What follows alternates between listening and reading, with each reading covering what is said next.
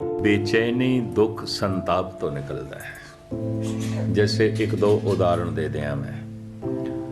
मनुख बीमार होवे, असाध रोग दे च पिया होवे, हमदर्द लोग बीमार पुरसी लई जांदे ने, पुछण लई जांदे ते बीमार बंदे दा यही कहना होंदा, पता नहीं क्यों बीमार पेगा, ऐ बीमारी मैनू किवें चंबड़ गई है, हुण मैं किवें बीमार हो गया, क्यों बीमार हो गया। एक सवाल है, एक प्रश्न है, हर एक ते करदा है, डॉक्टर ते करदा है, मित्रां ते भी करदा है। पर जदों तंदुरुस्त सी, बिल्कुल ठीक ठाक सी, इसने कदी किसी ते प्रश्न नहीं कीता सी भी पता नहीं मैं क्यों तंदुरुस्त हाँ, मैं क्यों तंदुरुस्त हाँ। तंदुरुस्ती तो सवाल नहीं पैदा होंदा क्यों तंदुरुस्ती सुख है, बीमारी तो सवाल पैदा होंदा है क्यों बीमारी दुख है। सवाल दुख तो पैदा होंदा है। घाटा हो गया, दिवालिया हो गया, बाल बार करजाई हो गया, जिहड़ा कोल धन सी वो सारा चला गया ते हज़ारां दा देना आना बंद हो गया, दिवालिया हो गया। हुण जद कोई हमदर्द ਉਹਦੇ ਸਾਹਮਣੇ ਹਮਦਰਦੀ ਜਤਾਂਦਾ ਹੈ, ਇਹ ਕਹਿੰਦਾ ਪਤਾ ਨਹੀਂ ਕਿਵੇਂ ਮੈਂ ਦਿਵਾਲੀਆ ਹੋ ਗਿਆ, ਬੜੀ ਮਿਹਨਤ ਮੈਂ ਕਰਦਾ ਸੀ, ਬੜਾ ਉਦਮ ਮੈਂ ਕਰਦਾ ਸੀ, ਬੜੇ ਸ਼ੌਕ ਨਾਲ ਮੈਂ ਕੰਮ ਧੰਦਾ ਕਰ ਰਿਹਾ ਸੀ, ਬਿਜ਼ਨਸ ਕਰ ਰਿਹਾ ਸੀ, ਪਤਾ ਨਹੀਂ ਕਿਉਂ ਘਾਟਾ ਪਿਆ, ਕਿਉਂ ਦਿਵਾਲੀਆ ਹੋ ਗਿਆ, ਬਾਰ-ਬਾਰ ਕਰਜ਼ਾਈ ਹੋ ਗਿਆ। घाटा पैना एक दुख है ते दुख तो सवाल पैदा होता है।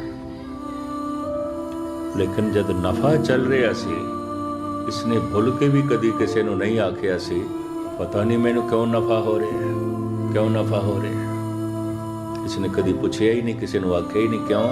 नफा सुख है, सुख तो सवाल नहीं पैदा होता है, दुख तो सवाल पैदा होता है। इतने मैं एक दो उदाहरण देते हैं।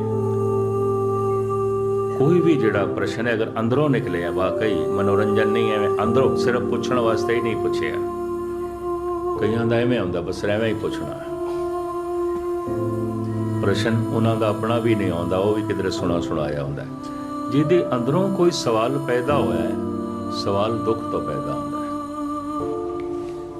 इस वास्ते भारत विच दुखी बंदे नूं पता की कहंदे ने, ते कोई सवाल ही लगदा है, ये ते कोई सवाल ही। धन गुरु नानक देव जी महाराज ने 9 खंड पृथ्वी का भ्रमण किया है। ब्राह्मणा ने सवाल किए ने, हरिद्वार के ब्राह्मणा ने, बनारस के विद्वान पंडितां ने सवाल किए ने, बड़े बड़े राजे महाराजे बादशाह गुरु नानक दे सवाल करते हैं, मक्के दे हाजी गुरु नानक दे सवाल करते हैं, ये सिद्ध भी गुरु नानक ते सवाल करते हैं। गुरु नानक किसी ते सवाल नहीं करते, सवालों का जवाब देंदे ने। सवालों की पंड गुरु नानक देव जी महाराज सिर ते नहीं चुकी फिरते, जवाब ने उन्हां कोल, सवाली उन्होंने मिलते हैं। सवाली तो मुराद दुखी, दुखी। हुण इसनूं मैं बहुता विस्तार नाल ना बयान करा। गुरु ग्रंथ साहब जी महाराज की सारी बाणी मिसरी है, अमृत धारा है। इस बाणी दे च एक बाणी का नाम है सिद्ध गोष्ठ।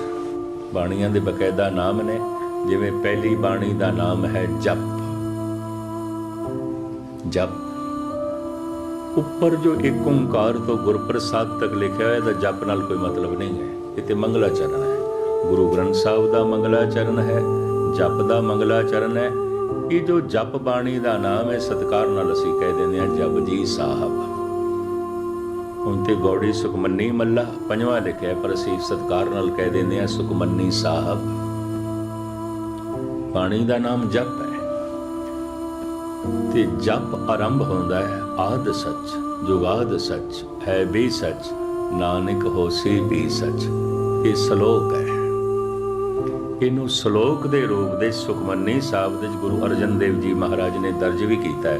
श्लोक आद सच, जुगाद सच, है भी सच, नानक होसी भी सच। तुहाडे विचों जिहड़े सुखमनी साहब का जप करते होणगे पता होवेगा। ਇਹ ਸਲੋਕ ਹੈ। ਜਿਵੇਂ ਉਰਦੂ ਦੀ ਸ਼ਾਇਰੀ ਦੇ 'ਚ ਕਿੱਤਾ ਹੁੰਦਾ ਹੈ, ਨਜ਼ਮ ਹੁੰਦੀ ਹੈ, ਗਜ਼ਲ ਹੁੰਦੀ ਹੈ, ਰਵਾਈ ਹੁੰਦੀ ਹੈ, ਇਸ ਤਰ੍ਹਾਂ ਭਾਰਤ ਦੀਆਂ ਲੋਕਲ ਬੋਲੀਆਂ ਦੇ ਜਿਹੜੀ ਸ਼ਾਇਰੀ ਹੁੰਦੀ ਹੈ, ਕਵਿਤਾ ਹੁੰਦੀ ਹੈ, ਉਹਦੇ 'ਚ ਛੰਦ ਆਉਂਦੇ ਨੇ, ਸੈਂਕੜੇ ਕਿਸਮਾਂ ਦੇ ਛੰਦ। ਸੈਂਕੜੇ ਕਿਸਮਾਂ ਦੇ ਛੰਦ ਤੁਸੀਂ ਦਸਮ ਗ੍ਰੰਥ ਵਿੱਚ ਦੇਖ ਸਕਦੇ ਹੋ। ਚਾਚਰੀ ਛੰਦ, ਭੁਜੰਗ ਪ੍ਰਿਆਦ ਛੰਦ, ਏਕ ਅੱਖਰੀ ਛੰਦ। ਹੈਰਾਨਗੀ ਆਉਂਦੀ ਹੈ, ਭਾਰਤ ਵਿੱਚ ਜਿਤਨੀ ਛੰਦਾਬੰਦੀ ਹੈ ਕਵਿਤਾ ਦੀ, ਦਸਮ ਗ੍ਰੰਥ ਵਿੱਚ ਸਾਰੀ ਮੌਜੂਦ ਹੈ। ਗੁਰੂ ਗੋਬਿੰਦ ਸਿੰਘ ਜੀ ਮਹਾਰਾਜ ਨੇ ਇਤਨੇ ਛੰਦਾਂ ਦੇ ਵਿੱਚ ਆਪਣੇ ਖਿਆਲਾਂ ਨੂੰ ਉਜਾਗਰ ਕੀਤਾ ਹੈ। ਫੁਨੇ ਛੰਦ ਧੰਨ ਗੁਰੂ ਗ੍ਰੰਥ ਸਾਹਿਬ ਜੀ ਮਹਾਰਾਜ ਦੇ ਵਿੱਚ ਨੇ, ਗੁਰੂ ਅਰਜਨ ਦੇਵ ਜੀ ਦੇ, ਬਹੁਤ ਸਾਰੇ ਹੋਰ ਵੀ ਛੰਦ ਨੇ। ਤੋ ਸ਼ਾਇਰੀ ਕਵਿਤਾ ਦਾ ਇੱਕ ਨਮੂਨਾ ਹੈ ਛੰਦ। ਇੱਕ ਸਵਈਆ ਹੈ, एक कविता है, दोहा है, श्लोक है, पदा है, और पदे कई तरह हैं, दो पदे, त्रिपदे, चौपदे, पंचपदा, अष्टपदियां तक। ये शायरी दा अपना ढंग है, कविता दा अपना ढंग है। आद सच जुगाद सच अगर कोई शायरी दी मस रखता है, कविता दी सूझबूझ रखता है। सिख जगत ਵਿੱਚ ਬਹੁਤ ਵੱਡੀ ਕਮਜ਼ੋਰੀ ਹੈ। ਜਿਸ ਚੀਜ਼ ਨੂੰ ਬੰਦਾ ਜਾਣਦਾ ਨਹੀਂ, ਪਤਾ ਨਹੀਂ, ਉਹਦੇ 'ਚ ਵੀ ਗੁੱਥਮ ਗੁੱਥਾ ਹੁੰਦਾ, ਬਹਿਸ ਮੁਬਾਜ਼ਾ ਕਰਦਾ ਹੈ। ਇਹੀ ਕਾਰਨ ਸਿੱਖ ਧਰਮ ਦਾ ਵਿਕਾਸ ਰੁਕ ਗਿਆ, ਪ੍ਰਚਾਰ ਤੇ ਰੁਕਿਆ ਹੋਇਆ ਹੈ, ਕਿਉਂਕਿ ਪ੍ਰਚਾਰ ਕਰਨਾ ਤੇ ਸਿੱਖ ਕੌਮ ਨੂੰ ਆਇਆ ਹੀ ਨਹੀਂ।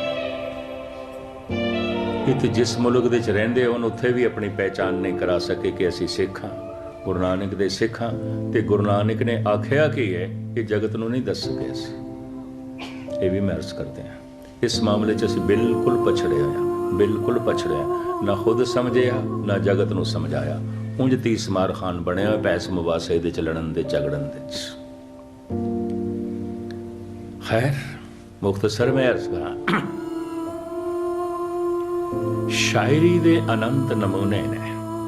ਆਦ ਸੱਚ, ਜੁਗਾਦ ਸੱਚ, ਐ ਵੀ ਸੱਚ, ਨਾਨਕ ਹੋਸੇ ਵੀ ਸੱਚ। ਇਹ ਸਲੋਕ ਹੈ।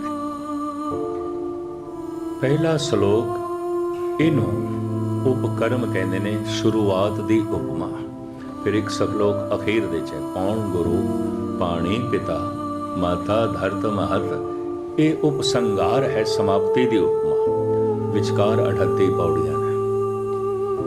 ਪਹਿਲੀ ਪੌੜੀ ਕਿਹੜੀ ਹੈ? ਸੋਚੇ ਸੋਚ ਨਾ ਹੋਵੇ ਜੇ ਸੋਚੀ ਲਖਵਾਰ। ਇਹ ਪਹਿਲੀ ਪੌੜੀ। ਸਮਾਪਤ ਕਿੱਥੇ ਹੁੰਦੀ ਹੈ? ਹੁਕਮ ਰਜਾਈ ਚੱਲਣਾ ਨਾਨਕ ਲਿਖਿਆ ਨਾ। ਇੱਕ ਓਂਕਾਰ ਸਤਨਾਮ ਕਰਤਾ ਪੁਰ, ਇਸ ਮੂਲ ਮੰਤਰ ਨੂੰ, ਇਸ ਮੰਗਲਾਚਰਨ ਨੂੰ ਸਿੱਖ ਜਗਤ ਦੇ ਬਹੁਤੇ ਲੋਕ ਕਹਿੰਦੇ ਨੇ ਪਹਿਲੀ ਪੌੜੀ ਦਾ ਪਾਠ ਕਰ ਲਓ ਜੀ। ਪਹਿਲੀ ਪੌੜੀ ਹੈ ਹੀ ਨਹੀਂ, ਪਹਿਲੀ ਪੌੜੀ ਆਖੀ ਜੀ। ਇਤਨੀ ਵੀ ਸਮਝ ਨਹੀਂ ਹੈ, ਇਤਨਾ ਵੀ ਪਤਾ ਨਹੀਂ, ਪਰ ਉਹਨੇ ਬਥੇਰੀਆਂ ਡਿੰਗਾ ਮਾਰਨਗੇ। ਔਰ ਕਹਿਣਗੇ ਨਹੀਂ ਜੀ ਇਹ ਪੜ੍ਹੋ ਨਾ ਲੱਗੇ। ਜਪ ਆਦ ਸੱਚ ਜੁਗਾਦ ਸੱਚ। ਕੌਣ ਦੱਸੇ ਜਪ ਤੇ ਬਾਣੀ ਦਾ ਨਾਮ ਹੈ, ਥੱਲੇ ਜਿਹੜੀ ਬਾਣੀ ਹੈ। ਆਦ ਸੱਚ ਜੁਗਾਦ ਸੱਚ, ਇਹ ਤੇ ਸਲੋਕ ਹੈ। ਇੱਕ ਓਂਕਾਰ ਤੋਂ ਲੈ ਕੇ ਗੁਰਪ੍ਰਸਾਦ ਤੱਕ ਜੋ ਹੈ, ਇਹ ਸ਼ਾਇਰੀ ਦੇ 'ਚ ਨਹੀਂ ਹੈ, ਕਵਿਤਾ ਦੇ 'ਚ ਨਹੀਂ ਹੈ। ਜਪਜੀ ਸਾਹਿਬ ਸੰਗੀਤ ਦੇ 'ਚ ਵੀ ਨਹੀਂ, ਉੱਪਰ ਕੋਈ ਰਾਗ ਵੀ ਨਹੀਂ ਹੈ। ਔਰ ਮੂਲ ਮੰਤਰ ਕਵਿਤਾ ਦੇ 'ਚ ਵੀ ਨਹੀਂ ਹੈ, ਗੀਤ ਨਹੀਂ ਹੈ। ਕਿਸ ਤਰ੍ਹਾਂ ਇਸ ਦਾ ਗੀਤ ਬਣਾਓਗੇ? ਇੱਕ ਓਂਕਾਰ ਸਤਨਾਮ ਕਰਤਾ ਪੁਰਖ ਨਿਰਭਉ ਨਿਰਵੈਰ ਅਕਾਲ ਮੂਰਤ ਅਜੂਨੀ ਸੈਭੰ ਗੁਰ ਪ੍ਰਸਾਦ। ਇੱਕ ਇੱਕ ਅੱਖਰ ਕਿਸ ਤਰ੍ਹਾਂ ਕਵਿਤਾ ਨਾਲ ਜੋੜੋਗੇ? ਕਵਿਤਾ ਨਹੀਂ ਹੈ, ਸ਼ਾਇਰੀ ਨਹੀਂ। ਤੁਹਾਡੇ ਵਿੱਚੋਂ ਅਗਰ ਕੋਈ ਸ਼ਾਇਰੀ ਦੀ ਮਸ ਰੱਖਦਾ ਹੈ, ਕਵਿਤਾ ਨੂੰ ਸਮਝਦਾ ਹੈ, ਇਹ ਕਵਿਤਾ ਨਹੀਂ ਹੈ। ਪਰਮਾਤਮਾ ਦੇ ਜਿਹੜੇ ਬੁਨਿਆਦੀ ਗੁਣ ਨੇ, ਜੋ ਗੁਰੂ ਨਾਨਕ ਦੇ ਕੰਠ ਤੋਂ ਨਿਕਲੇ, ਉਹ ਸਿੱਖ ਜਗਤ ਵਿੱਚ ਮੰਗਲਾਚਰਨ ਬਣ ਗਿਆ। ਇਸ ਵਾਸਤੇ ਇਹ ਮੰਗਲਾਚਰਨ ਕਿਧਰੇ ਵੱਡੇ ਰੂਪ ਵਿੱਚ ਇੱਕ ਓਂਕਾਰ ਤੋਂ ਲੈ ਕੇ ਗੁਰਪ੍ਰਸਾਦ ਤੱਕ ਗੁਰੂ ਗ੍ਰੰਥ ਸਾਹਿਬ ਵਿੱਚ 33 ਦਫਾ ਦਰਜ ਹੈ, ਵੱਡੇ ਰੂਪ ਵਿੱਚ। ਛੋਟੇ ਰੂਪ ਵਿੱਚ ਸੈਂਕੜੇ ਦਫਾ। ਲੇਕਿਨ ਫਿਰ ਵੀ ਜੀ ਕਹਿਣਗੇ ਜੀ ਮੂਲ ਮੰਤਰ ਪੜ੍ਹੋ, ਜਪ ਆਦ ਸੱਚ ਜੁਗਾਦ ਸੱਚ। ਸੰਤ ਜੀ ਮਹਾਰਾਜ ਕਹਿੰਦੇ ਨੇ। ਤੇ ਜੇ ਹੁਣ ਸੰਤ ਜੀ ਮਹਾਰਾਜ ਨੂੰ ਵਿਆਕਰਣ ਦਾ ਨਹੀਂ ਪਤਾ, ਗ੍ਰਾਮਰ ਦਾ ਨਹੀਂ ਪਤਾ, ਤੇ ਸ਼ਾਇਰੀ ਨੂੰ ਨਹੀਂ ਸਮਝਦੇ, ਤੇ ਸਿਰਫ ਬਾਣਾ ਸੰਤ ਹੈ, ਸਿਰਫ ਚਾਰ ਕੱਪੜੇ ਸੰਤ ਨੇ। आपदी ज्ञात ਲਈ अर्ज करा, संत ਨੂੰ सिर्फ संत समझ सकता है, दूसरा नहीं। ये भी मैं अर्ज करते हैं। एक बच्चे ਨੂੰ ਕੀ ਪਤਾ जवानी की ਹੁੰਦੀ है, की पता है, भावें जवान उसके सामने ने। एक बच्चे ਨੂੰ ਕੀ पता जवानी की ਹੁੰਦੀ है, जवानी ਦੀ उमंग की है, जवानी ਦੀ ਤਰੰਗ की है, जवानी ਦੇ जज्बात की ने, जवान ਦੀ चाहत की है। एक मासूम बच्चे ਨੂੰ ਕੀ पता, भावें जवान उसके सामने बैठे। जवान होके ही पता चलता है जवानी की है। एक जवान ਨੂੰ ਕੀ पता बुढ़ेपा की होता है, भावें बुढ़े उसके सामने ने। बुढ़ेपे की कमजोरी की है, बुढ़ेपे की मजबूरी की है, बुढ़ेपे की महानता की है, बुढ़ेपे की खासियत की है, बुढ़ेपे की सियाणप की है। एक जवान ਨੂੰ ਕੀ पता है, भावें बुढ़े उसके सामने ने। बुढ़े होके ही पता चलता है बुढ़ेपा की है, मुझे नहीं पता चलता। बुढ़े होके ही पता चलता है बुढ़ेपा की है, मुझे नहीं पता चलता। और एक बुढ़े ਨੂੰ ਕੀ पता है मौत की होती है, भावें सैकड़े लाशां उसने वेखियां, भावें सैकड़े दफा शमशान घाट दे च गया होवे, भावें सैकड़े मुर्दियां ਨੂੰ उसने इशनान कराया होवे, भावें मोंडे ते उसने लाशां चुकियां होवन। एक बुढ़े ਨੂੰ ਕੀ पता है मौत की है, मर के ही पता चलता है मौत की है, मुझे नहीं पता चलता। अगे का कुछ पता नहीं, अगली कुछ खबर ना पाए, अगे का नहीं पता होता। बच्चे तो जवानी अगे है, अगे की कोई समझ नहीं है। जवान तो बुढ़ेपा अगे है, अगे की कोई समझ नहीं है। और बुढ़े तो मौत अगे है, अगे की कोई समझ नहीं है। अगली कुछ खबर ना पाए, अगे का कोई बोध नहीं, अगे की कोई समझ नहीं। मैं एक दफा फिर अर्ज करा, जवान होके ही पता चलता है जवानी की है, बुढ़े होके ही पता चलता है बुढ़ेपा की है, मर के ही पता चलता है मौत की है। संत होके ही पता चलता है संतपना की है, उंज नहीं, उंज नहीं। कि जब संत होके ही पता चलता है संतपना की है, तो फिर संत दी संत ही पहचान कर सकता है, दूसरा नहीं कर सकता। एवड ऊंचा होवे कोय, तिस ऊंचे को जाने सोए।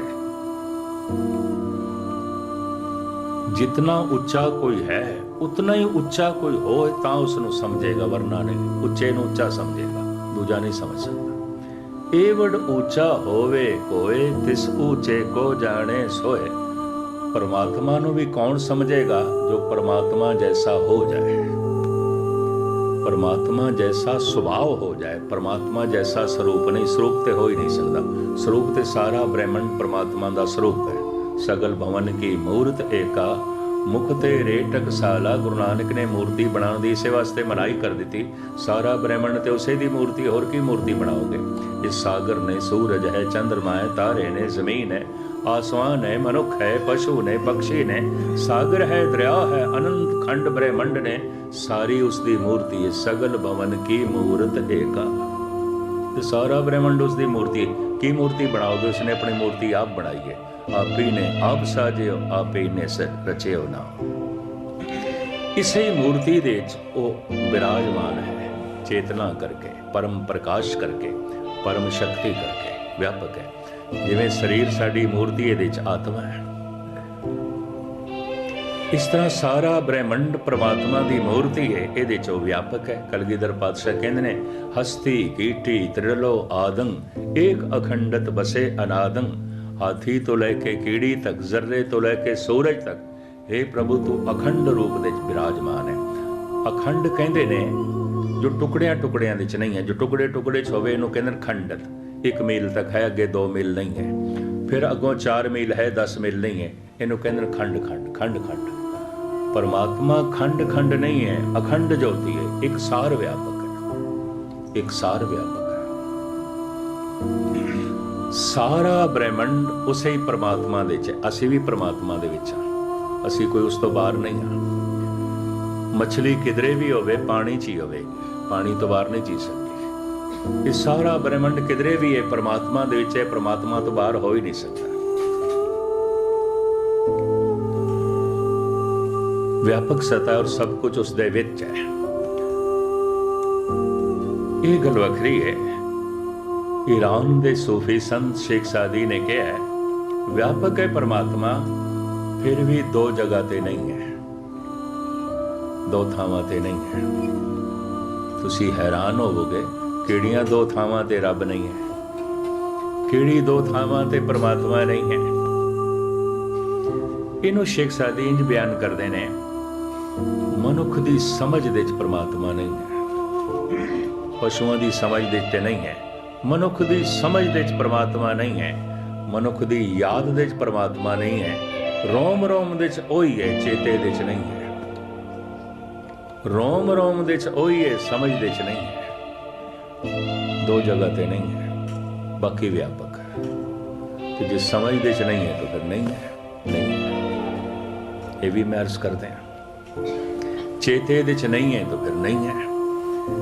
कितने क लोग ने जिन्हां दी समझ दे है गुरबाणी दा फैसला, जन नानक कोटन में किन्हू गुरमुख होए पछाणा, करोड़ां च कोई एक जिहदी समझ दे च। बाकी मंदिर मस्जिद गुरुद्वारियां दी भीड़ ये जानन दी कोशिश पे करते हैं, इन्होंने पता कुछ भी नहीं है। ये कहने दे मैंने कोई संकोच नहीं है।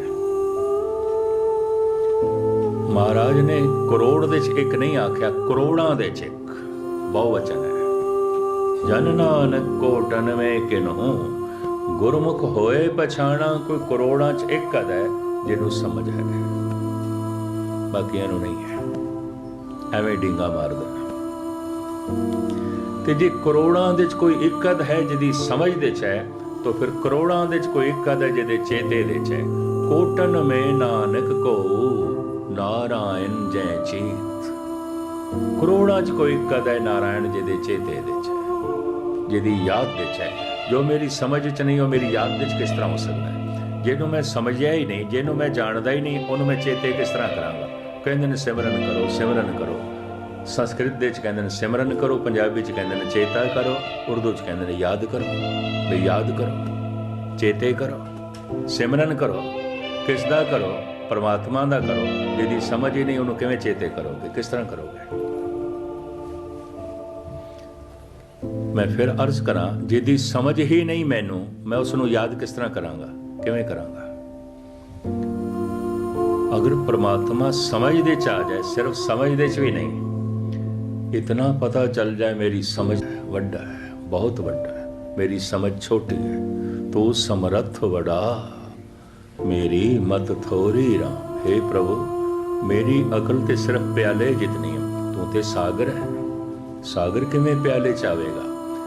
जद अकल नूं ये पता चल जाता है, समझ तो ये समझ नूं ये पता चलता है मेरी समझ तो बहुत वड्डा है, समझ प्रभावित हो जाती है, हिरदा याद करने लग पैंदा।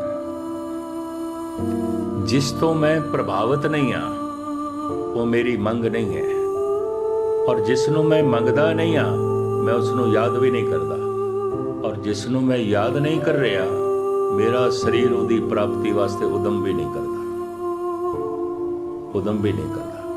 धन की समझ है, यदि प्राप्ति लिए सारा दिन भज दौड़ कर सकते हैं, सारी रात भी जाग सकते हैं।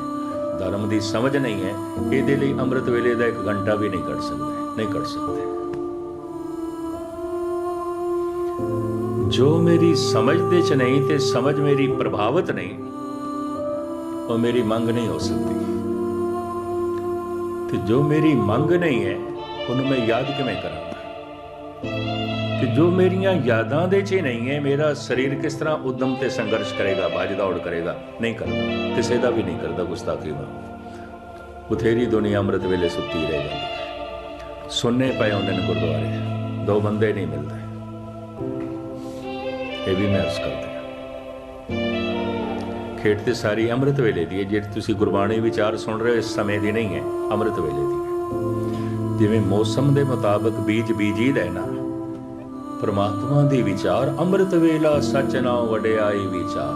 दिमाग ताज़ा होंदा है, शरीर सुपुरत होंदा है, उस वक्त हिरदे की धरती इस ढंग नाल बनी होंदी है, सुनी हुई गल हिरदा मनन नूं राजी हो जाता, और उदों ते सुते रह गए, या उदों किसी होर कामां दे प्रवृत्त हो गए, वक्त ही कोई नहीं। धन कमाण लई वक्त भी है, उद्यम भी है, धर्म कमाण लई वक्त भी कोई नहीं, उद्यम भी नहीं।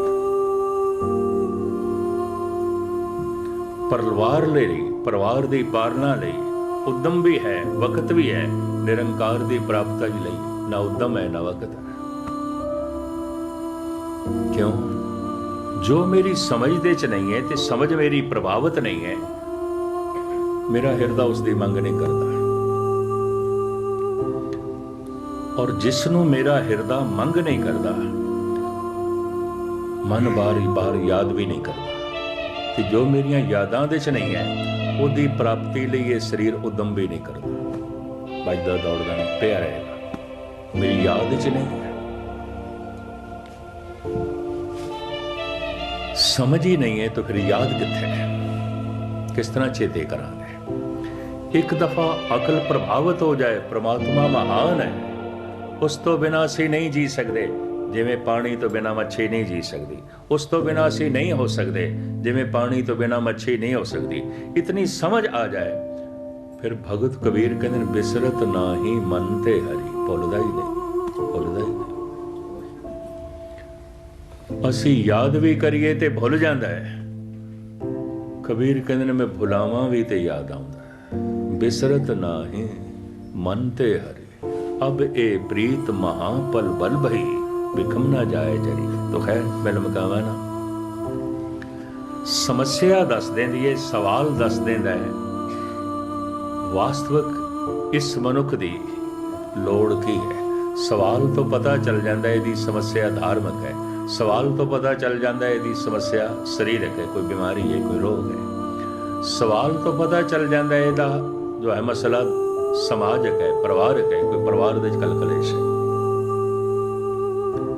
सवाल तो पता चल जाता है यदि समस्या कारोबारी है, कम धंधे कोई घाटा या कोई गल है, सवाल दस देंगे ना, सवाल तो पता चल जाता है, सवाल दुख तो निकलता है। इस वास्ते दुखी बंदे नूं कहंदे ने सवाली। लंबा चौड़ा विस्तार बयान करन तो मैं बाज आवां ते जिहड़े चंद मिंट ने, क्योंकि दास ने दूसरे स्थान ते भी हाज़री भरनी है, मूल गल तुहाडे सामने रखा। सिद्धां दे प्रश्न, गुरु नानक दे उत्तर। मक्के दे हाजी गुरु नानक ते सवाल करदे ने, गुरु नानक जवाब देंदे। हरिद्वार दे पांदे गुरु नानक ते सवाल करदे ने, सतगुरु जवाब देंदे। बनारस दे बड़े बड़े विद्वान पंडित गुरु नानक ते प्रश्न करदे ने, सतगुरु उत्तर देंदे। बाबर जैसा हुक्मरान प्रश्न करदा है, सवाल करदा है, गुरु नानक जवाब देंदे। सिद्धां दे चों उस वक्त गोरख दा सब तो वड्डा चेला चरपटनाथ गुरु नानक ते प्रश्न करदा है, दुनिया सागर दुतर कहिए क्यों कर पाइए पारो, चरपट बोले अवधो नानक देहो सचा विचारो। ऐ नानक जी सच दी विचार दसो, ये जिहड़ा संसार है ना, ये नतरे जाण वाला सागर है। दुनिया सागर दुतर कहिए, दुस्तर नतरे जाण वाला, नहीं पार कर सकते। संसार नूं गुरबाणी ने, उपनिषदां ने, वेदां ने, महात्मा बुद्ध ने, स्वामी महावीर ने, सारे ही भारत के धार्मिक ग्रंथां ने संसार नूं सागर नाल तस्वीर दी है। संसार सागर तस्वीर दी है। रूपक अलंकार भी इस तरह के बयान किए हैं। किसी चीज़ का रूप बना के ते किसी की होंद नूं सामने प्रगट करना है, इनू रूपक अलंकार कहते हैं। मुशाबत पेश कर देंगे, तशबीह पेश कर देंगे, तुलनात्मक गल कर देंगे। संसार सागर है, सागर दे च पानी है, संसार दे च पदार्थ ने, पदार्थ ने। सागर दे च लहरां ने, संसार दे समस्यावां ने। कदी शरीरक समस्या, कदी आर्थिक समस्या, कदी परिवारक समस्या, कदी राजनैतिक समस्या, कदी मानसिक समस्या, कदी धार्मिक समस्या। बंदा एक समस्यावां कितनियां, कोई लहरां मुकदियां ने। एक समस्या दा अंत हो जाए, दूसरी एक लहर खत्म होती है, दूजी। सागर दे च लहरां ने, संसार दे समस्यावां ने। सागर दे पानी नूं नापिया तोलिया नहीं जा सकता, अथाह है, अथाह है। ਸੰਸਾਰ ਦੇ ਪਦਾਰਥਾਂ ਨੂੰ ਵੀ ਨਾਪਿਆ ਤੋਲਿਆ ਨਹੀਂ ਜਾ ਸਕਦਾ, ਅਥਾਹ ਹੈ। ਮਨੁੱਖ ਮਰ ਜਾਂਦਾ ਹੈ, ਕੋਈ ਸੋਨਾ ਚਾਂਦੀ ਨਹੀਂ ਮਰ ਜਾਂਦਾ, ਰੰਗ ਰੂਪ ਨਹੀਂ ਮਰ ਜਾਂਦੇ, ਸਭ ਕੁਝ ਰਹਿੰਦਾ ਹੈ। ਅਰਬਾਂ ਖਰਬਾਂ ਮਨੁੱਖਾਂ ਦੀਆਂ ਕਬਰਾਂ ਬਣ ਚੁੱਕੀਆਂ, ਅਰਬਾਂ ਖਰਬਾਂ ਮਨੁੱਖ ਚਿਤਾਵਾਂ 'ਚ ਜਲ ਚੁੱਕੇ ਨੇ, ਕੋਈ ਜਗਤ ਦੇ ਪਦਾਰਥ ਮੁੱਕਦੇ ਨਹੀਂ ਗਏ, ਮੌਜੂਦ ਨੇ। ਸਾਗਰ ਦਾ ਪਾਣੀ ਨਾਪਿਆ ਤੋਲਿਆ ਨਹੀਂ ਜਾਂਦਾ, ਸੰਸਾਰ ਦੇ ਪਦਾਰਥ ਨਾਪੇ ਤੋਲੇ ਨਹੀਂ ਜਾਂਦੇ, ਅਥਾਹ ਨੇ। ਸਾਗਰ ਦੇ ਵਿੱਚ ਕਦੀ ਕਦਾਈ ਇੱਕ ਅੱਧ ਸ਼ਿਪ, ਇੱਕ ਅੱਧ ਕਿਸ਼ਤੀ ਡੁੱਬ ਜਾਂਦੀ ਹੈ, ਕਦੀ ਕਦਾਈ। ਸੰਸਾਰ ਦੇ ਅਖਬਾਰਾਂ ਦੀ ਸੁਰਖੀ ਬਣਦੀ ਹੈ, ਖਬਰ ਬਣਦੀ ਹੈ, ਰੇਡੀਓ ਟੀਵੀ ਦੀ ਇਹ ਪਹਿਲੀ ਖਬਰ ਬਣ ਜਾਂਦੀ ਹੈ, ਇੱਕ ਸ਼ਿਪ ਡੁੱਬ ਗਿਆ, ਹਜ਼ਾਰਾਂ ਮਨੁੱਖ ਡੁੱਬ ਗਏ, ਇੱਕ ਕਿਸ਼ਤੀ ਡੁੱਬ ਗਈ, ਸੈਂਕੜੇ ਮਨੁੱਖ ਡੁੱਬ ਗਏ।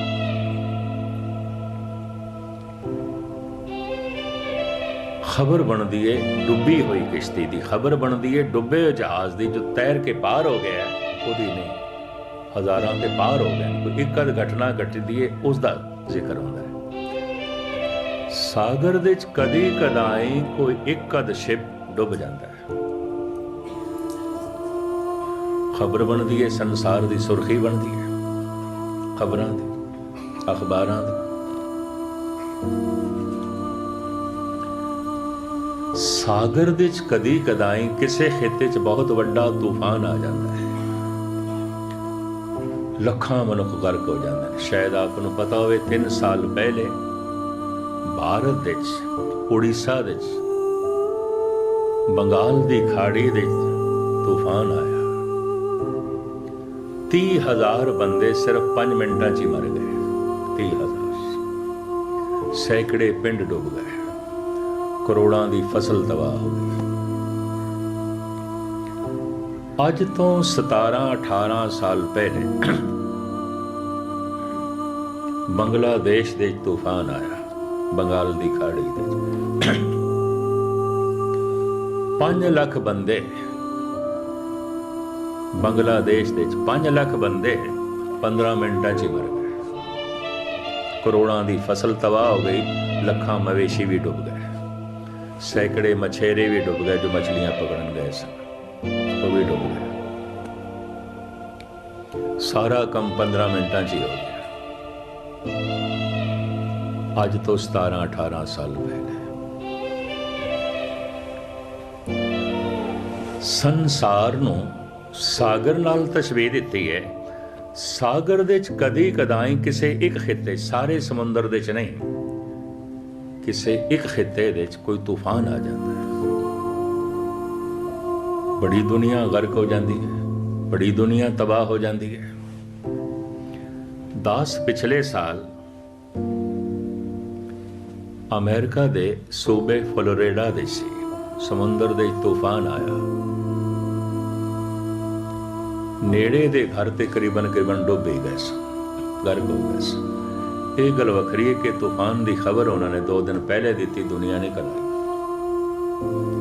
ਟੈਲੀਫੋਨ ਸਿਸਟਮ ਅਮਰੀਕਾ ਜੈਸਾ ਮੁਲਕ ਵੀ 15 ਦਿਨ ਬਹਾਲ ਨਾ ਕਰ ਸਕਿਆ, ਟੁੱਟਿਆ ਰਿਹਾ। ਇਹ ਵੀ ਮਹਿਰਜ ਕਰਦੇ ਆ। ਸਮੁੰਦਰ ਦੇ ਵਿੱਚ ਕਦੀ ਕਦਾਈ ਕਿਸੇ ਖਿੱਤੇ ਦੇ ਵਿੱਚ ਕੋਈ ਤੂਫਾਨ ਆ ਜਾਂਦਾ ਹੈ, ਬੜੀ ਤਬਾਹੀ ਹੁੰਦੀ ਹੈ, ਬਰਬਾਦੀ ਮਚਦੀ ਹੈ। ਸੰਸਾਰ ਸਾਗਰ ਦੀ ਤਰ੍ਹਾਂ ਹੈ, ਸਾਗਰ ਦੇ 'ਚ ਲਹਿਰਾਂ ਨੇ, ਸੰਸਾਰ ਦੇ ਸਮੱਸਿਆ ਹੈ, ਸਮੱਸਿਆਵਾਂ ਨੇ, ਇੱਕ ਸਮੱਸਿਆ ਨਹੀਂ, ਬਥੇਰੀਆਂ ਨੇ। ਪਤਾ ਨਹੀਂ ਬੰਦੇ ਦੀਆਂ ਕਿਤਨੀਆਂ ਸਮੱਸਿਆਵਾਂ ਨੇ, ਉਹਦੇ ਜੀਵਣਾ ਪੈਂਦਾ, ਲਹਿਰਾਂ ਟਕਰਾਉਂਦੀਆਂ ਨੇ। ਸਾਗਰ ਦੇ 'ਚ ਪਾਣੀ ਹੈ, ਸੰਸਾਰ ਦੇ 'ਚ ਪਦਾਰਥ ਨੇ। ਸਾਗਰ ਦੇ 'ਚ ਕਿਸੇ ਖਿੱਤੇ 'ਚ ਕਦੀ ਕਦਾਈ ਕੋਈ ਤੂਫਾਨ ਆ ਜਾਂਦਾ ਹੈ, ਸੰਸਾਰ ਦੇ 'ਚ ਵੀ ਕਦੀ ਕਦਾਈ ਕਿਸੇ ਖਿੱਤੇ 'ਚ ਬਹੁਤ ਵੱਡੀ ਤਬਾਹੀ ਦਾ ਜਨਮ ਹੋ ਜਾਂਦਾ ਹੈ, ਕਿਧਰੇ ਭੂਚਾਲ ਆ ਜਾਂਦੇ ਨੇ। ਇਹ ਪਿਛਲੇ ਸਾਲ ਦੀ ਤੇ ਗੱਲ ਹੈ। ਦਾਸ ਦੇ ਨਾਲ 10 ਰਾਗੀ ਜਥੇ ਸਨ, ਸਿੰਘ ਸਾਹਿਬ, ਅਕਾਲ ਤਖਤ ਦੇ ਜਥੇਦਾਰ ਸਾਹਿਬ ਵੀ ਸਨ, ਹੈਡ ਗ੍ਰੰਥੀ ਵੀ ਸਨ। ਦਿੱਲੀ ਗੁਰਦੁਆਰਾ ਸੀਸਗੰਜ ਸਾਹਿਬ ਬੰਗਲਾ ਸਾਹਿਬ ਦੇ ਹੈਡ ਗ੍ਰੰਥੀ ਵੀ ਸਨ ਤੇ 10 ਰਾਗੀ ਜਥੇ ਵੀ ਸਨ। ਅਸੀਂ ਗੁਜਰਾਤ ਦੇ ਟੂਰ ਤੇ ਨਿਕਲੇ ਸੀ। ਪਹਿਲੇ ਭਾਵਨਗਰ, ਫਿਰ ਜਾਮਨਗਰ, ਫਿਰ ਗਾਂਧੀ ਧਾਮ ਪਹੁੰਚੇ। ਗਾਂਧੀ ਧਾਮ ਤੋਂ ਰਸਤੇ ਛੋਟੇ ਛੋਟੇ ਕਸਬਿਆਂ ਵਿੱਚ ਹੁੰਦੇ ਹੋਏ ਅਸੀਂ ਅਹਿਮਦਾਬਾਦ ਪਹੁੰਚੇ। ਅਹਿਮਦਾਬਾਦ ਤੋਂ ਸਾਰੇ ਰਾਗੀ ਜਥੇ ਪ੍ਰਚਾਰਕ ਜੈਪੁਰ ਲਈ ਰਵਾਨਾ ਹੋਏ। 26, 27, 28 ਜਨਵਰੀ ਦਾ ਪ੍ਰੋਗਰਾਮ ਜੈਪੁਰ ਦੇ ਸੀ। ਦਾਸ ਨੇ 25 ਰਾਤ ਦੀ ਤੇ 26 ਸਵੇਰੇ ਦੀ ਹਾਜ਼ਰੀ ਭਰ ਕੇ ਬੰਬਈ ਤੋਂ ਸਿੱਧਾ ਜੈਪੁਰ ਪਹੁੰਚਣਾ ਸੀ। ਮੈਂ ਬੰਬਈ ਚਲਾ ਗਿਆ। 25 ਨੂੰ ਅਸੀਂ ਨਿਕਲਿਆ, 26 ਨੂੰ ਪਹੁੰਚਾ ਲਾਇਆ। ਅਹਿਮਦਾਬਾਦ ਦੇ ਗੁਰਦੁਆਰੇ ਨੇ ਨਾਲ ਬਹੁਤ ਸਾਰੀਆਂ ਹਾਊਸਿੰਗ ਬੋਰਡ ਦੀਆਂ ਕਲੋਨੀਆਂ ਨੇ ਗੁਰਦੁਆਰੇ ਦੇ ਨਾਲ। ਉਹਦੇ 3 ਫਲੈਟ ਖਰੀਦੇ ਹੋਏ ਨੇ ਆਏ ਗਏ ਵਾਸਤੇ।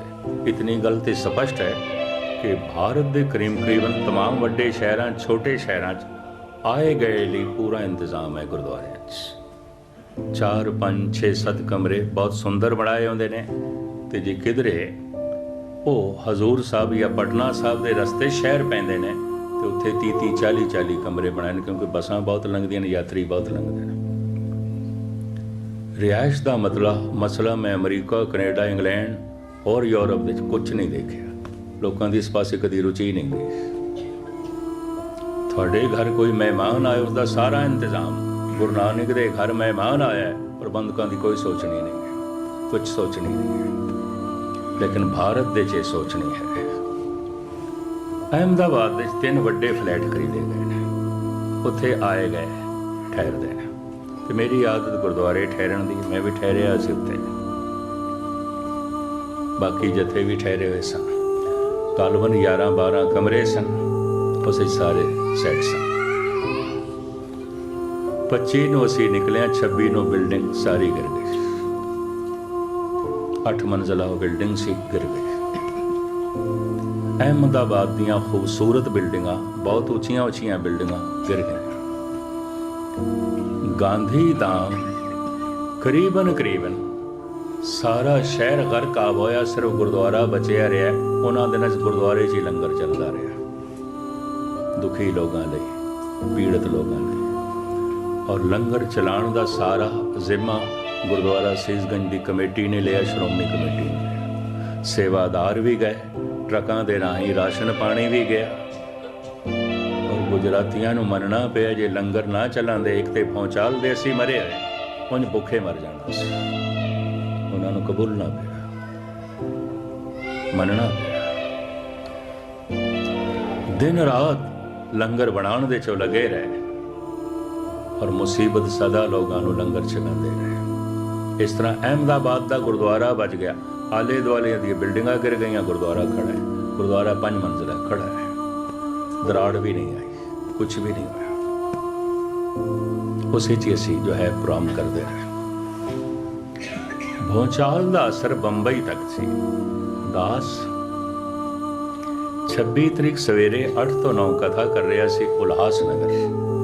ਇਤਨਾ ਹੀ ਵੱਡਾ ਹਾਲ ਹੈ, ਖਚਾ ਘਰ ਭਰਿਆ ਹੋਇਆ ਸੀ। ਸਿੰਧੀ ਵੀਰ, ਸਹੀਦਾਰੀ ਵੀਰਾਂ ਦਾ ਗੁਰਦੁਆਰਾ ਹੈ। ਸੰਤ ਬਾਬਾ ਥਾਰਿਆ ਸਿੰਘ ਜੀ ਦੀ ਬਰਸੀ ਮਨਾ ਰਹੇ ਸੀ ਤੇ ਸਟੇਜ ਤੇ ਬੈਠੇ ਹੋਇਆ ਮੈਂ ਦੇਖ ਕੇ ਦੰਗ ਰਹਿ ਗਿਆ। 2 ਵਾਜੇ ਪਏ ਸਨ, ਆਪਸ ਵਿੱਚ ਟਕਰਾਉਣ ਲੱਗ ਪਏ ਤੇ ਥੱਲੇ ਗਿਰ ਗਏ। ਸਟੇਜ ਤੋਂ ਵਾਜੇ ਆਪਣੇ ਆਪ ਥੱਲੇ ਗਿਰ ਗਏ ਤੇ ਮੈਂ ਵੀ ਆਪਣਾ ਹਿਲਦਾ ਹੋਇਆ ਸਰੀਰ ਦੇਖ ਕੇ ਸੋਚਿਆ ਸ਼ਾਇਦ ਮੈਨੂੰ ਬਲੱਡ ਪ੍ਰੈਸ਼ਰ ਹੋ ਗਿਆ, ਕਿਉਂਕਿ ਸਭ ਕੁਝ ਚਕਰਾਂਦਾ ਹੋਇਆ ਦਿਖਾਈ ਦੇ ਰਿਹਾ। ਤੇ ਜਦ ਸਾਰੇ ਉੱਚੀ ਵਾਹਿਗੁਰੂ ਵਾਹਿਗੁਰੂ ਕਰਨ ਲੱਗ ਪਏ ਤੇ ਮੇਰੀ ਕਥਾ ਬੰਦ ਹੋ ਗਈ, ਤਾਂ ਪਤਾ ਚਲੇ ਤੇ ਭੂਚਾਲ ਆ ਗਿਆ। इतनी देर तक मैं भूचाल कभी नहीं देखा। 1 सेकंड 2 सेकंड पर इतना लंबा।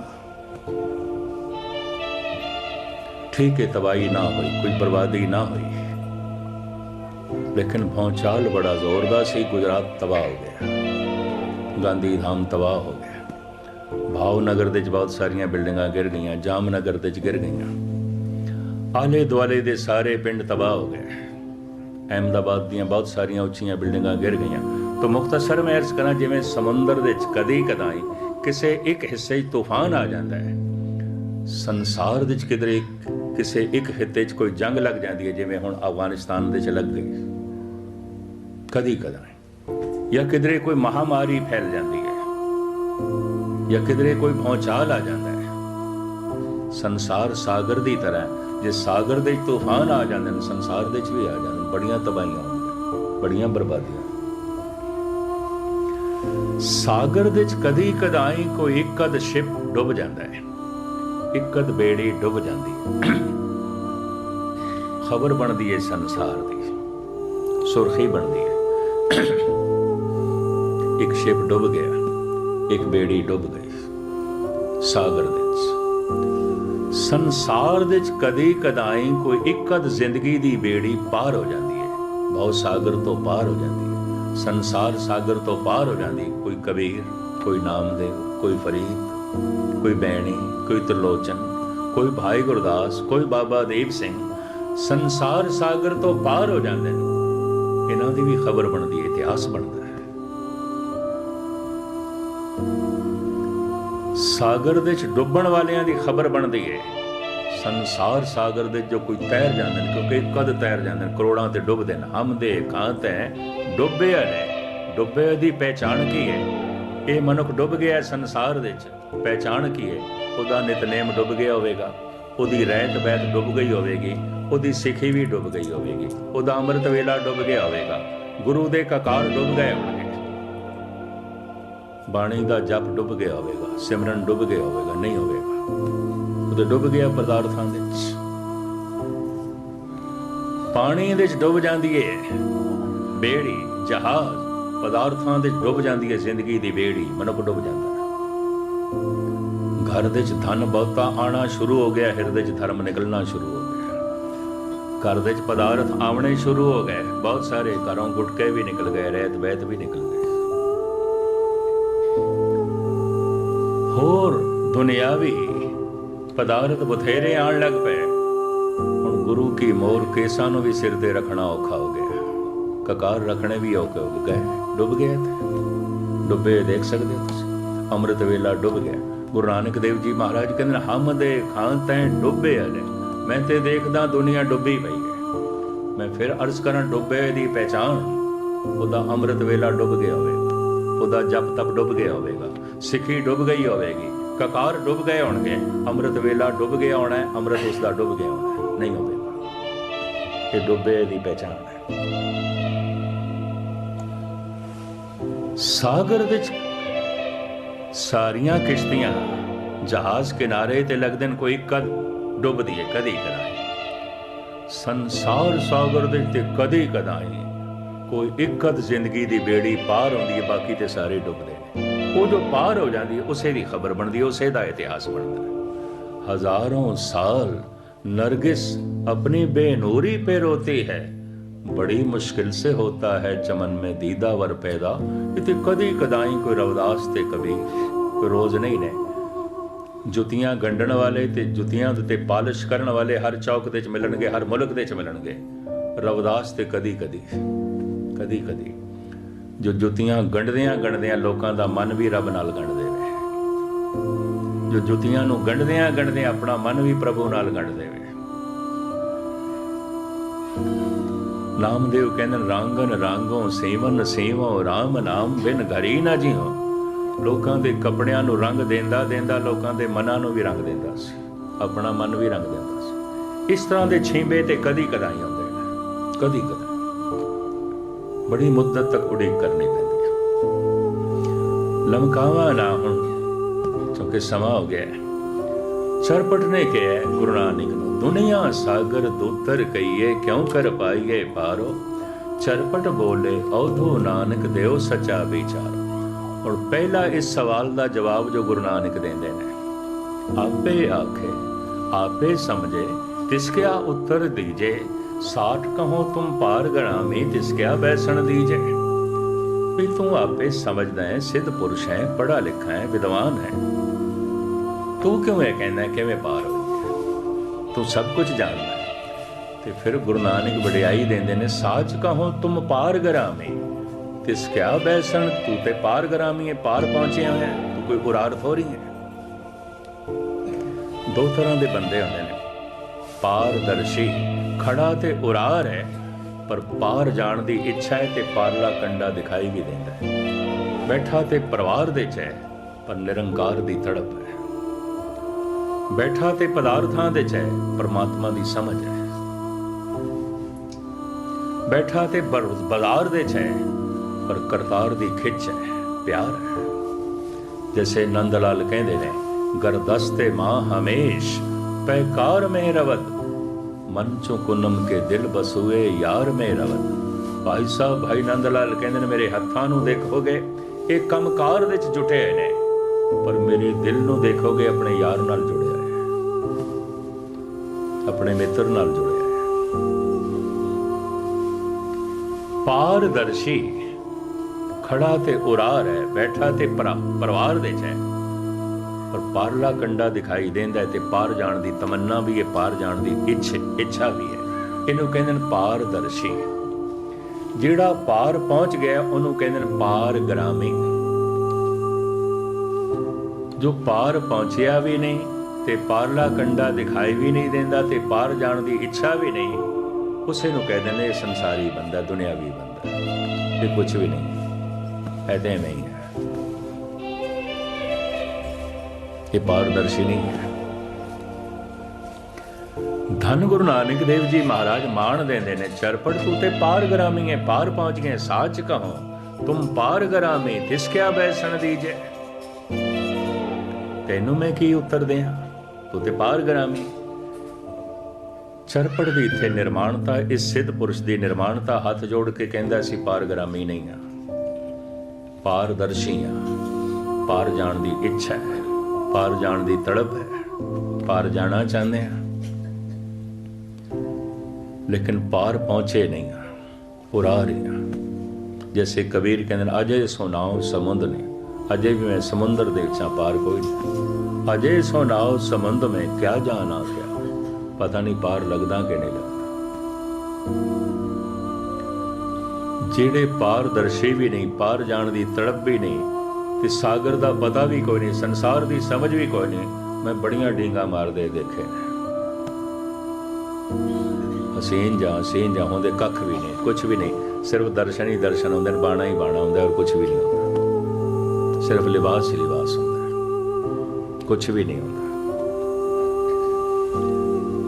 धन गुरु नानक देव जी महाराज दे सामने चरपट कहंदा है, सुन स्वामी अरदास हमारी, पूछो साच विचारो, रोस न कीजे उत्तर दीजे, क्यों पाइए हर द्वारो। साडी अरदास है, जो असी कोई हुक्म नहीं कर रहे ते तुहाडे ते कोई सवाल भी नहीं कर रहे, बेनती कर रहे हैं, जोदड़ी कर रहे हैं। सुन स्वामी अरदास हमारी, पूछो साच विचारो, रोस न कीजे उत्तर दीजे, क्यों पाइए हर द्वारो। तुसी रोस ना करो, असी पारगरामी नहीं हाँ, सानू उत्तर दिओ, सानू जवाब दिओ, इस भव सागर तो किवें पार होईए, हरि दा द्वार किवें प्राप्त होवे, हरि दा दर किवें प्राप्त होवे।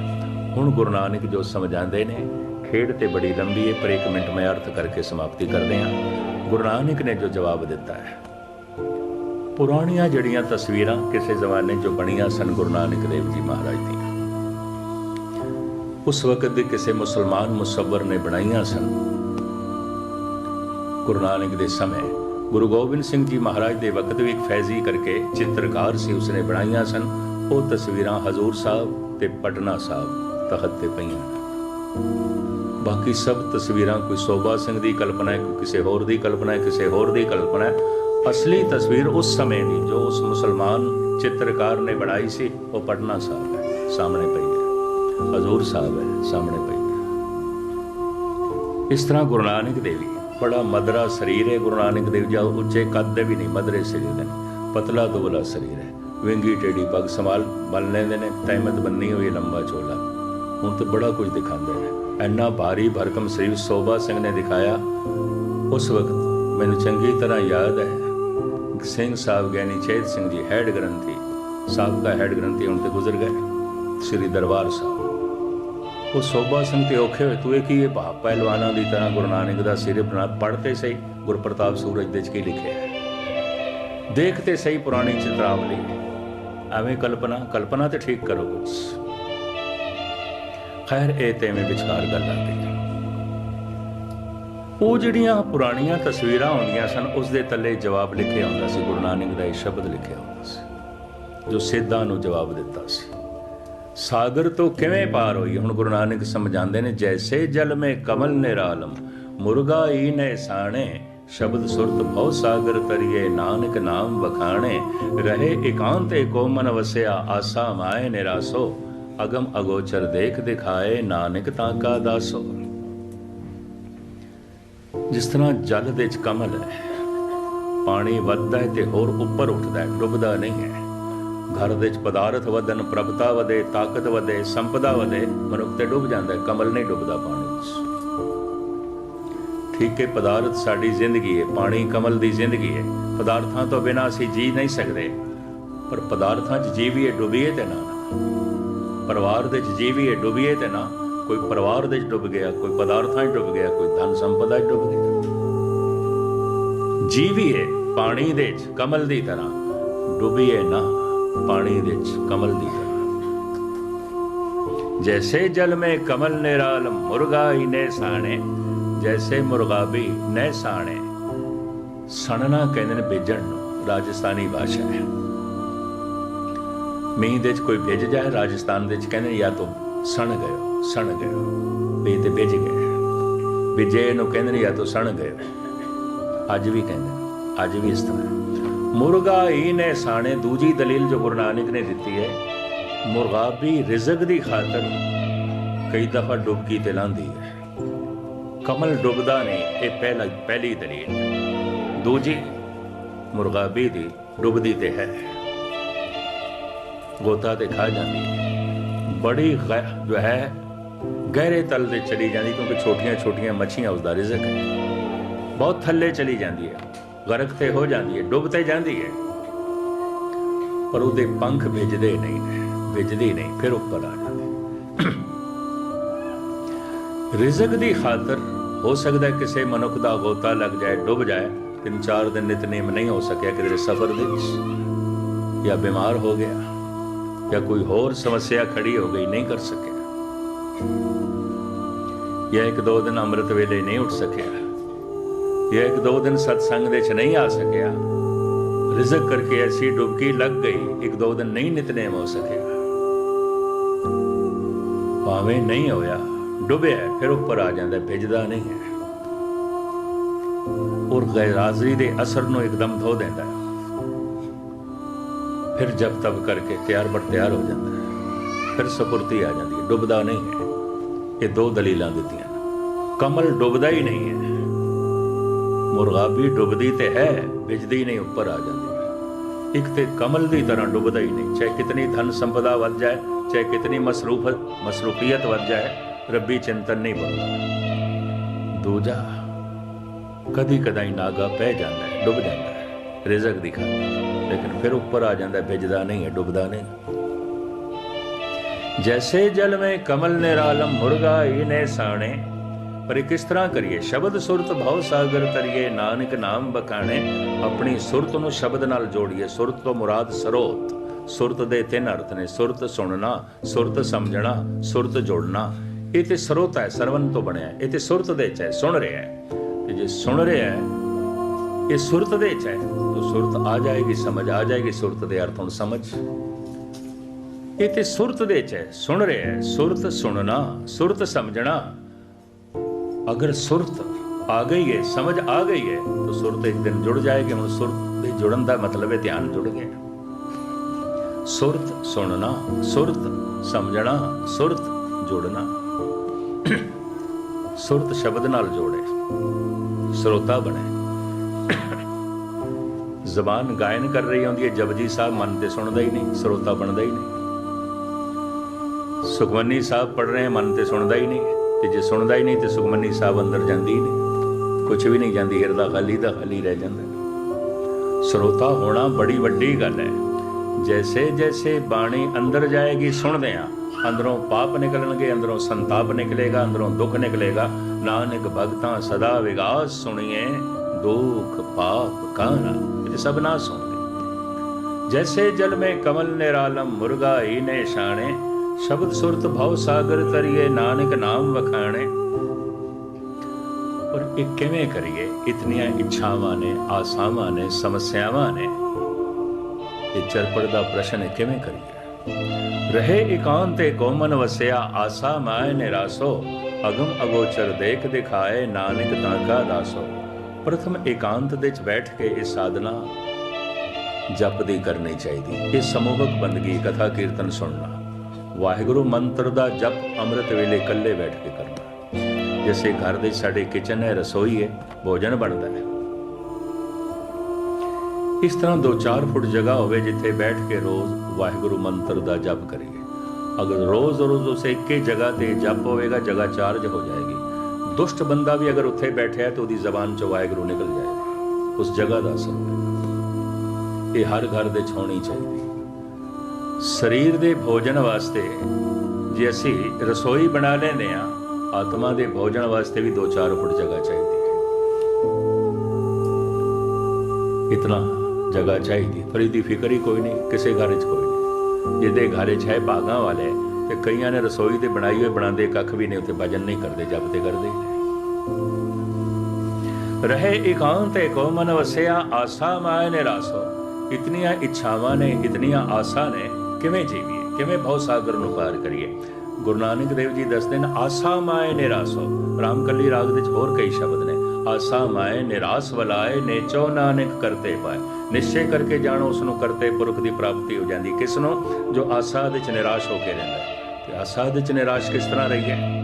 आसा पूरी हो गई है तो मनुख नूं ये समझना चाहिए, इस वास्ते पूरी हुई है, परमात्मा की आसा भी यही सी, वो भी यही चाहता सी, उसकी इच्छा भी यही सी, तां पूरी हुई है।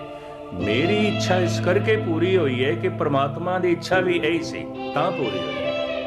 कि जे मेरी इच्छा नहीं पूरी हुई कोई, तो मैं इच्छा बड़ी की थी, तो फिर समझ लेना चाहिए परमात्मा की इच्छा कुछ होर है, उसकी रजा च राजी रहना चाहिए। यह ढंग है। सारिया इच्छावां साड़ियां नहीं पूरियां होंदियां, किसी दियां भी नहीं होंदियां। यह भी मैं अर्ज करना, एक इच्छा पूरी हो जाए 10-20 इच्छावां जन्म ले जांदियां। कोई इच्छा पूरी हो गई तो समझना चाहिए इस वास्ते पूरी हुई है, प्रभु की इच्छा भी यही सी। ते जे इच्छा नहीं पूरी हुई तो परमात्मा की रजा कुछ होर है, उसकी इच्छा कुछ होर है, तो उसकी रजा दे च राजी हो। ये तो कसवट्टी है। मैनू कैलीफोर्निया च एक बंदा मिलिया, कहने लगा मेरा तो कोई भरोसा नहीं रहा। मैं कहा क्यों? कहता अखंड पाठ रखाया सी, लंगर ते $1000 खर्च किए ने, गुरुद्वारे का साजो समान भी बना के दिता है, सुंदर सुंदर कालीन भी लियाते हैं, भांडे लियाते हैं, लंगर चलाया, अखंड पाठ का खर्चा किया, पर असीं ते मुकदमे च हार गए। साड़ी दी इच्छा पूरी नहीं हुई, साड़ी ते शरदा ही नहीं रही। इदा यही मतलब है परमात्मा की कोई ड्यूटी है साड़ियाँ इच्छावां पूरियां करे, कतई नहीं। संसार में परमात्मा की इच्छा चलती है, साड़ी इच्छा नहीं चलती, नहीं चलती। अगर कोई बच्चा ये आखे मैं जवान ना होवां तो होवेगा, अगर कोई जवान ये आखे मैं बुढ़ा ना होवां होवेगा, अगर कोई बुढ़ा ये आखे मैं ना मरा मरेगा। किस तरह मनुख की इच्छा चलेगी? इच्छा उसे दी चलती है। अगर मेरी कोई इच्छा पूरी हो गई है तो इस वास्ते हुई है परमात्मा की इच्छा भी यही सी। जे कोई नहीं हुई तो उसकी इच्छा कुछ होर है, उसकी रजा च राजी रहे। इनू कहते भाणा मनना, भाणे विच को बिरला आया। रहे एकांत को मन वसया, आसा माए निरासो, अगम अगोचर देख दिखाए, नानक ताका दासो। ए चरपट कोई ख्वाहिश पूरी हो गई तो समझ लेना प्रभु की इच्छा भी यही सी, धन्यवाद कर दें। तो जे इच्छा नहीं पूरी हुई तो हाथ जोड़ के कह दें हे प्रभु मैं तेरी रजा च राजी, जो तेरी इच्छा ठीक। अधार्मिक है वो बंदा जो ये आके परमात्मा तू अपनी इच्छा एक पासे रख, मेरी पूरी कर। धार्मिक है वो बंदा कहता हे प्रभु तू मेरा मन ऐसा बना, ताकत दे कि मैं तेरी रजा दे च राजी रहूं, जो तेरी इच्छा है वो मैनू चंगी लगे। ये ढंग है। ਇਹ ਤੌਰ ਤਰੀਕਾ ਹੈ। ਪਰਮਾਤਮਾ ਦੀਆਂ ਇੱਛਾਵਾਂ ਕਈ ਦਫਾ ਸਾਡੀਆਂ ਇੱਛਾਵਾਂ ਨਾਲ ਮੇਲ ਨਹੀਂ ਖਾਂਦੀਆਂ। ਫਿਰ ਤੇ ਸ਼ਰਧਾ ਨੂੰ ਬਣਾ ਕੇ ਰੱਖਣਾ ਬੜਾ ਔਖਾ ਹੋ ਜਾਏਗਾ, ਵਿਸ਼ਵਾਸ ਨੂੰ ਬਣਾ ਕੇ ਰੱਖਣਾ ਔਖਾ ਹੋ ਜਾਏਗਾ। ਧੰਨ ਗੁਰੂ ਨਾਨਕ ਦੇਵ ਜੀ ਨੇ ਚਰਪੜਨਾਥ ਨੂੰ ਸਮਝਾਇਆ, ਲਹਿਰਾਂ ਨੂੰ ਦੇਖ ਕੇ ਬੇੜੀ ਰੋਕਣੀ ਨਹੀਂ ਚਾਹੀਦੀ ਹੈ। ਬੰਦਾ ਸੋਚੇ ਲਹਿਰਾਂ ਸ਼ਾਂਤ ਹੋਣ ਤੇ ਫਿਰ ਬੇੜੀ ਠੇਲਾਂਗੇ, ਨਹੀਂ, ਚੱਪੂ ਮਾਰਨਾ ਆਰੰਭ ਕਰ ਦੇ, ਬੇੜੀ ਜਿਉਂ ਚੱਲਣੀ ਸ਼ੁਰੂ ਹੋਵੇਗੀ ਲਹਿਰਾਂ ਆਪਣੇ ਆਪ ਕਟਦੀਆਂ ਜਾਣਗੀਆਂ, ਰਸਤਾ ਮਿਲਦਾ ਜਾਏਗਾ। ਭਾਵੇਂ ਸਮੱਸਿਆਵਾਂ ਨੇ, ਭਾਵੇਂ ਅਨੰਤ ਤਰ੍ਹਾਂ ਦੀਆਂ ਸਮੱਸਿਆਵਾਂ ਨੇ, ਪੁਰਖਾ ਤੂੰ ਜਪ ਆਰੰਭ ਕਰ ਦੇ, ਲਹਿਰਾਂ ਵਿੱਚੋਂ ਤੇਰੀ ਜ਼ਿੰਦਗੀ ਲੰਘ ਕੇ ਪਾਰ ਹੋ ਜਾਏਗੀ ਔਰ ਤੈਨੂੰ ਪਰਮ ਆਨੰਦ ਦੀ ਪ੍ਰਾਪਤੀ ਹੋ ਜਾਏਗੀ। ਕਮ ਸੇ ਕਮ ਸੈਂਕੜੇ ਸਵਾਲ ਨੇ, ਸਿੱਧਾਂ ਦੇ ਸੈਂਕੜੇ ਜਵਾਬ ਨੇ ਗੁਰੂ ਨਾਨਕ ਦੇ। ਅਗੰਮੀ ਬਾਣੀ ਹੈ, ਫਿਰ ਕਦੀ ਨਦੀ ਨਾਉ ਸੰਜੋਗੀ ਮੇਲੇ ਹੋਏ। ਤੇ ਸਤਿਗੁਰ ਦੀ ਇਸ ਮਹਾਨ ਕਲਾ ਨੂੰ, ਕਲਾਤਮਕ ਬਾਣੀ ਨੂੰ ਤੁਹਾਡੇ ਸਾਹਮਣੇ ਖੋਲ੍ਹਣ ਦੀ ਨਿਮਾਣੀ ਕੋਸ਼ਿਸ਼ ਕਰਾਂਗੇ। ਇਤਨਾ ਹੀ ਸਮਾਂ